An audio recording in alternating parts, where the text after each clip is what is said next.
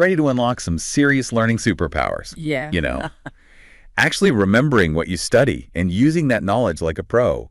We're diving deep into Learn Smart, proven techniques to boost retention and master any subject. It's packed with actionable strategies you can use right away. So get ready to ditch those old study habits. It's not about cramming. It's about making information stick.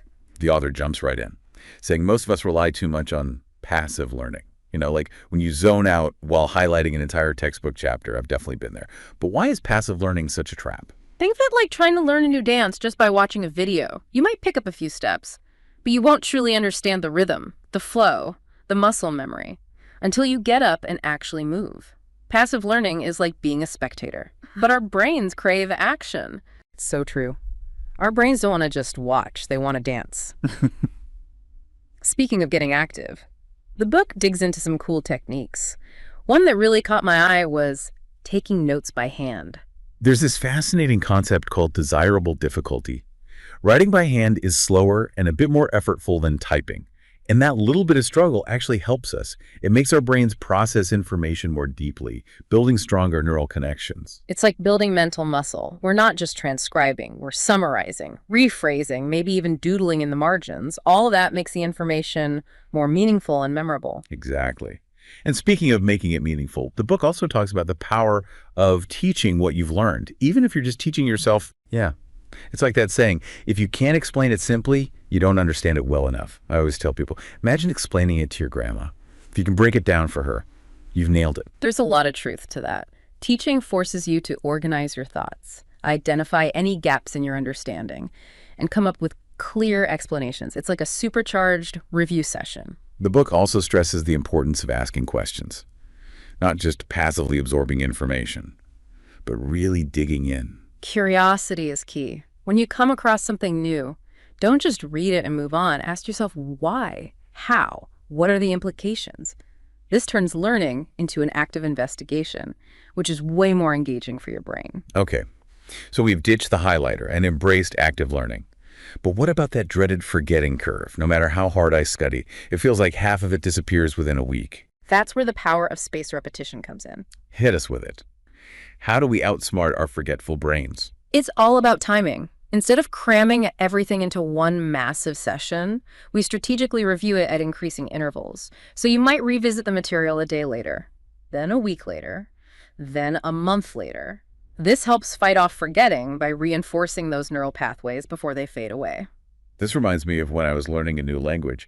Cramming vocabulary words before a trip only got me so far. But when I started using a spaced repetition app, things really started to stick. There are tons of ways to use spaced repetition. Flashcards are a classic. Whether you're using physical cards or digital tools like Anki, you can also schedule review sessions in your calendar, just like important appointments. Blocking off dedicated review time has been a game changer for me. Otherwise, it's too easy for life to get in the way.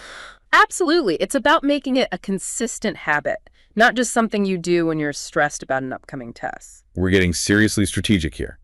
Active learning is on lock. We're outsmarting the forgetting curve with spaced repetition. What else does Learn Smart have up its sleeve? To really level up our learning, we need to talk about interleaving. Oh, interleaving. That sounds kind of intriguing. It might seem strange, but mixing up different subjects or topics during a study session actually helps you learn more deeply. Really? I feel like my brain would short circuit. It might feel a bit messier at first, but here's why it works. When you force your brain to switch gears between different concepts, you're making it work harder to recall information and make connections between ideas that might seem totally unrelated. Instead of just passively absorbing information in neat little boxes, we're creating a more interconnected web of knowledge. Precisely. It's like cross-training for your brain. It might feel harder at first, but you build greater mental flexibility and adaptability. So how would this work in real life? Let's say you're prepping for a history exam. Instead of spending hours on end studying one period, you could spend some time on ancient Rome, then switch gears to the Renaissance, then maybe jump to the American Revolution. Interesting. So I'm constantly jogging my memory and making connections between different periods. Exactly. This isn't just for academics, though. It works for skill development, too. Like if I was trying to learn a new language? Exactly. Instead of keeping vocabulary, grammar, and speaking practice separate, interleaving them boosts your overall comprehension and fluency. You're training your brain to be more agile and adaptable. which is essential for using knowledge in the real world. This is making a lot of sense. Uh. So we've got active learning, spaced repetition, and now this brain-boosting technique of interleaving. What other learning gems are hidden in this book? Well, have you ever noticed how some information just clicks in your brain while other things seem impossible to remember? Oh, tell me you have the answer. It might have something to do with dual coding. This powerful technique takes advantage of how our brains are wired to process both words and visuals. Okay. This sounds like it's right up my alley. I'm a very visual learner. Tell me more. Dual coding is based on the idea that our brains have multiple memory pathways. When we combine verbal information, like text or speech, with visuals like images, diagrams, or even mental pictures, we're activating more areas of the brain at once. So it's like creating a double whammy for memory. Exactly. It's a richer, more multisensory experience for your brain, which makes the information more memorable. This makes me realize I've probably been using dual coding without even knowing it. When I was studying biology, I used to draw diagrams of cells and label all the parts. That's a perfect example. Creating those visual representations meant you were essentially dual coding the information, which probably helped you remember it better. That makes so much sense. The book mentions a bunch of other cool dual coding techniques too, like mind maps, charts, even just doodling in the margins of your notes. It's amazing how much more engaging learning becomes when you use your visual side. It's all about finding what works best for you. Some people love mind maps, while others prefer creating their own infographics or using flashcards with both words and pictures. Love it. So we're tapping into the power of visuals. But what about really understanding the why behind the what? How do we move past memorization to true understanding? That's where elaboration comes in. Elaboration. That sounds kind of fancy. Break it down for us. It's about going beyond just memorizing facts and figures. You're connecting new information to what you already know, which makes it more meaningful and memorable. So it's not just about memorizing facts, but understanding the context, the connections. The so what?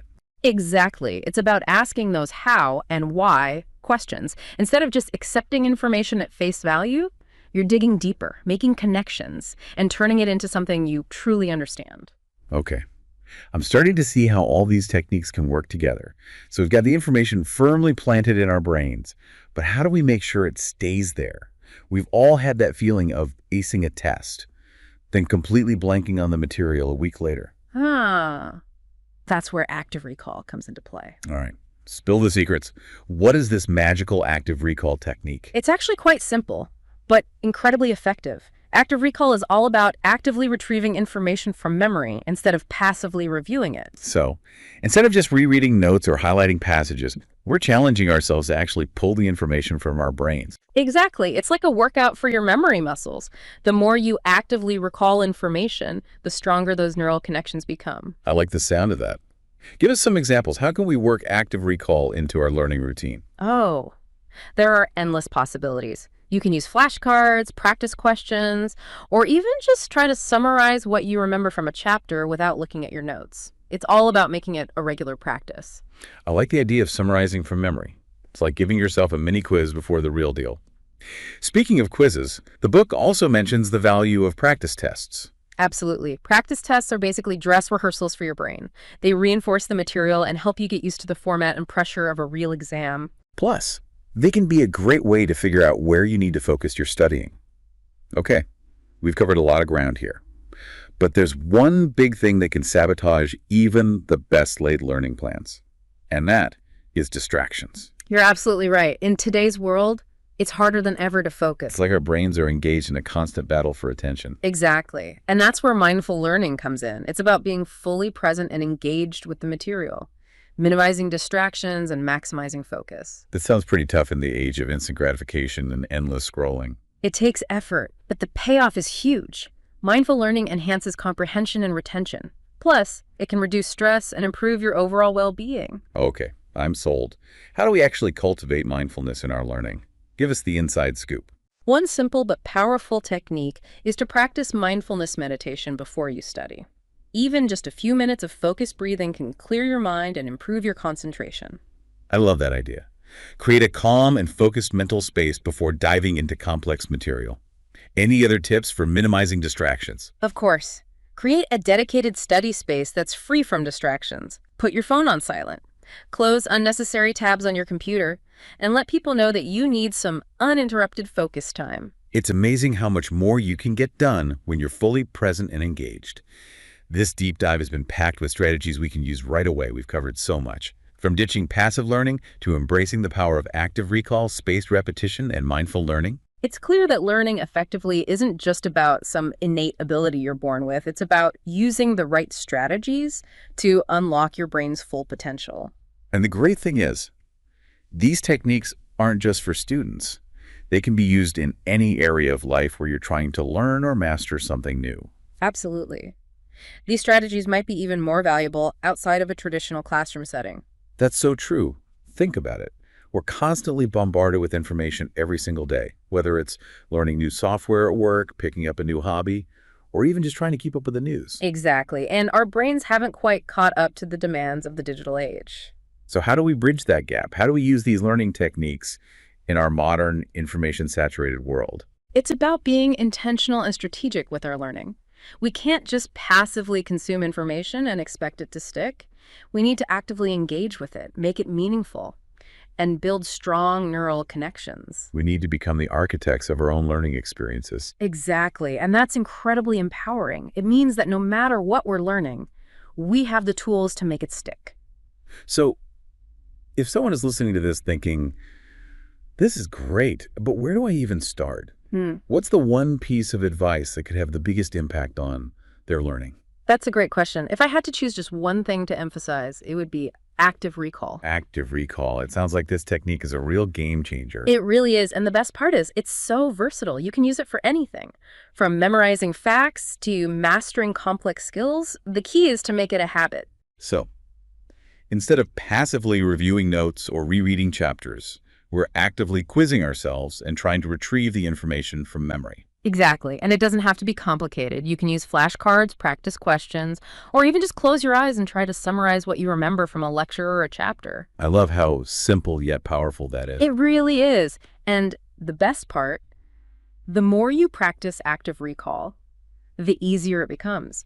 You're training your brain to be better at retrieving information, which will help you in all areas of life. This has been such an eye-opening conversation. We've covered so much, from the power of active learning and spaced repetition to the importance of dual coding, elaboration, and of course, active recall. It's clear that effective learning isn't just about innate ability. It's about using the right strategies to unlock your brain's full potential. And the most exciting thing is, we're just scratching the surface. There's a whole world of learning science out there, and new discoveries are being made all the time. It's like a never-ending quest for knowledge.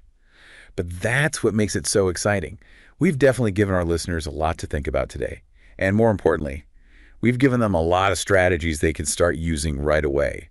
But before we let them go off to start building those mental biceps, I like where this is going. I want to leave them with something to think about. Throughout this deep dive, we've been talking about learning as if it's this one-size-fits-all process. But what if we've been thinking about it all wrong? What if true mastery requires us to think about learning in a completely different way? That's what I'm wondering. We often get so caught up in acquiring knowledge and skills, the what of learning, that we forget about the how and the why. It's like we're so focused on filling our mental toolboxes that we never actually build anything with the tools. Exactly. And that's where I think the real magic happens, when we move beyond simply knowing something to truly understanding it, applying it, and creating something new with it. It's not just about being able to rattle off facts or perform a skill without thinking. It's about being able to think critically, solve problems, and make connections that go beyond the surface. It's about developing a deep understanding, so you can recall information and use it in new and creative ways. Exactly. This reminds me of something a musician friend once told me. He said that truly mastering an instrument isn't just about hitting all the right notes. It's about being able to express yourself through the music, to make it your own. That's a perfect analogy. So it sounds like it's not just about being a learner, but becoming a master. Yeah. We've gone from practical learning tips to discussing the very nature of learning itself. And you know what? I think it's a perfect place to wrap up part 1 of this deep dive. I agree. Join us next time when we'll hit. We'll be right back after a quick break. Welcome back. Before the break, we were talking about what it really takes to master something new, to become more than just a learner, but a true master. It got me thinking about all the different ways we learn and how some methods seem to work better than others. It's true. Not all learning is created equal. We can spend hours reading a textbook, but still feel clueless when it's time to apply that knowledge in real life. Exactly. It's like the difference between memorizing a recipe and actually being able to cook a delicious meal. So, how do we bridge that gap? How do we go from simply understanding information to truly internalizing it and making it our own? One powerful way is to focus on active application. Don't just passively absorb information. Find ways to use it. So, instead of just reading about a concept, try to find a real-world example or come up with your own. Exactly. For example, if you're learning a new programming language, Oh, yeah. don't just read code examples. Actually, write some code yourself. Build something, even if it's something small. Or if you're trying to learn a new language, don't just study verb conjugations in a textbook. Get out there and have a conversation with a native speaker. Exactly. The more you use what you're learning in a real-world context, the stronger those neural connections will become, and the more confident you'll feel. That makes so much sense. And it's something I've experienced firsthand. Remember when we were talking about spaced repetition before the break? Yeah. Well, I never really got it until I started using it to learn Spanish. What happened? Well, I used to just cram vocabulary words before a trip, and I'd inevitably forget half of them by the time I landed. But then I started using this spaced repetition app called Anki, and it completely changed the game for me. Instead of just memorizing words, I was actively recalling them at specific intervals.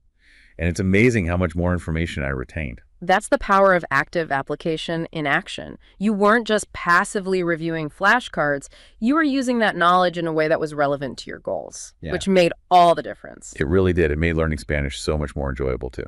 And speaking of enjoyment, Learn Smart talks about the importance of finding joy in the learning process.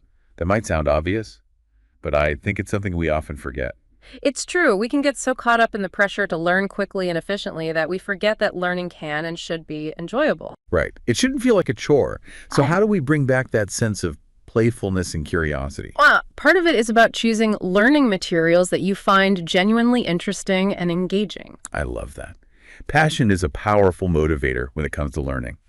But what if you're stuck with a subject that's, well, not exactly your cup of tea? That's where it's important to get creative. Even within a subject you might not find inherently fascinating, there are always going to be areas that pique your curiosity. So instead of trying to force yourself to be interested in every single detail, focus on the aspects that resonate with you. Exactly. For example, if you're struggling to stay motivated in a history class, try digging deeper into a specific time period or historical figure that you find intriguing.